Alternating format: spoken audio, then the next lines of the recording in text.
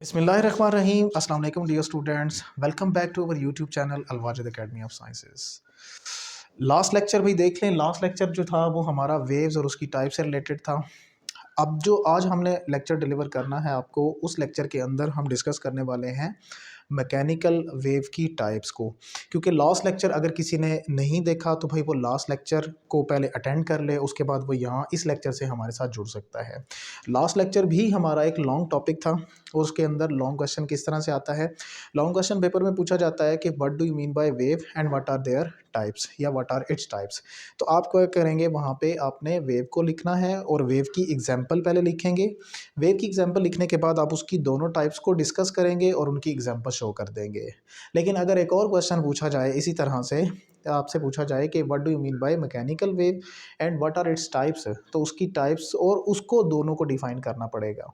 तो हम mechanical waves को लास्ट टाइम भी डिस्कस कर चुके हैं, अब भी हम डिस्कस करने वाले हैं। मैकेनिकल वेव हमने कहा था ऐसी वेव्स होती हैं जिनकी प्रोपगेशन के लिए, जिनकी प्रोडक्शन के लिए किसी मटेरियल मीडियम का होना ज़रूरी होता है। तो ऐसी वेव्स जो है वो मैकेनिकल वेव्स कहलाती हैं। आज हम डिस्कस करने वाले हैं कि इसकी कौन कौन सी टाइप्स होती हैं और फिर उनकी एग्जाम्पल्स को भी यहाँ पे स्टडी करने वाले हैं। तो चलिए देखते हैं कि इसकी फर्स्ट टाइप कौन सी है। तो इसकी जो सबसे पहली टाइप होती है वो होती है ट्रांसवर्स वेव्स। ट्रांसवर्स वेव्स और दूसरे नंबर पे होती हैं लॉन्गिट्यूडनल वेव्स। तो पहले हम क्योंकि डिस्कस कर रहे हैं ट्रांसवर्स को, तो इसको डिटेल में लेकर के चलेंगे। ट्रांसवर्स वेव्स क्या होती हैं, इसकी जो सबसे आसान डेफिनेशन है वो है the waves which are produced in the form of crest and trough. अब आपके जहन में ये बात जाएगी कि सर क्रेस्ट और ट्रफ क्या होते हैं। तो हम आपको बता देते हैं कि फॉर एग्जांपल आपने क्या किया है भाई, आपके पास एक रिजिड सपोर्ट है और उस सपोर्ट के साथ हमने क्या किया हुआ है, एक रस्सी को बांध दिया है। रस्सी को बांधने के बाद आप क्या करते हैं, उसका एक सिरा अपने हाथ में पकड़ लेते हैं और उसको जर्क करते हैं, झटका देते हैं। जैसे ही आप उसको जर्क करेंगे या झटका देंगे तो उस वक्त क्या होगा, पूरी की पूरी रस्सी जो है वो डिस्टर्ब हो जाएगी और कुछ इस फॉर्म में वो एक वेव जो है उसके अंदर जनरेट हो चुकी होगी। ये जो वेव होती है इसके अंदर होता क्या है, इस तरह की जो वेव होती है, यानी कि रस्सी इस तरह से थी लेकिन वो अपनी एक्चुअल पोजीशन से डिस्टर्ब हो चुकी है। तो वेव का वो हिस्सा जो कि अपनी बीन पोजीशन से अपवर्ड होता है, यानी हम उसको कहते हैं the upper portion of the wave, उसको बोला जाता है क्रेस्ट। और जो मीन पोजीशन से लोअर पोर्शन होता है, जिसको हम कहते हैं lower portion of the wave, उसको कहा जाता है ट्रफ। तो फिर यहाँ से आसान डेफिनेशन क्या बनी, आसान डेफिनेशन बनी ट्रांसवर्स वेव्स की। हमने कहा the waves which are produced in the form of crests and trough are called transverse waves. बहुत आसान डेफिनेशन है, इसमें कुछ भी मुश्किल नहीं है। दूसरी डेफिनेशन एक और देखना चाहते हैं तो फिर उसको समझिएगा ज़रा गौर से।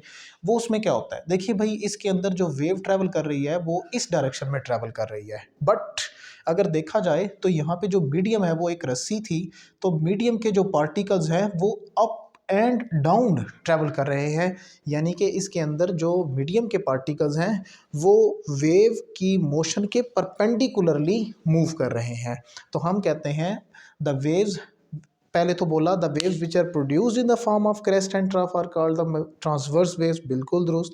दूसरे नंबर पे हम क्या कहेंगे, हम लिखेंगे the waves in which the particles of the medium move perpendicular to the direction of propagation of the wave and these waves are called the transverse waves। तो ऐसी waves को हम transverse बोलेंगे। तो इसकी टाइप पे क्या आ सकती हैं भाई, इसकी आसान सी टाइप हम लिख देते हैं, हमने अभी डिस्कस भी की थी, लास्ट लेक्चर में हमने डिस्कस की थी।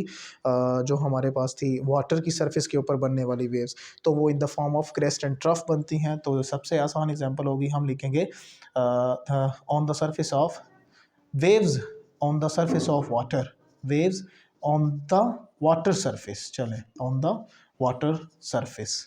तो ये आ गई है इसकी एक एग्जांपल। दूसरी अगर आप चाहें तो हम कहेंगे the waves which are produced in slinky. Slinky यानी आपने एक स्प्रिंग को अगर बांध दिया है तो स्लिंकी के अंदर भी जर्क करके इस तरह की ट्रांसवर्स वेव्स जो है वो प्रोड्यूस की जा सकती हैं। नंबर 2, दूसरे नंबर पे मैकेनिकल की दूसरी जो टाइप है वो थी हमारे पास लॉन्गिट्यूडनल वेव्स। लॉन्गिट्यूडनल वेव्स, ये लॉन्गिट्यूडनल वेव्स कौन सी वेव्स होती हैं, हम कहते हैं सर लॉन्गिट्यूडनल वेव्स ऐसी वेव्स होती हैं जो इन the form of compression and rarefaction produce होती है। क्या मतलब कंप्रेशन और रेयरफेक्शन में प्रोड्यूस होती हैं।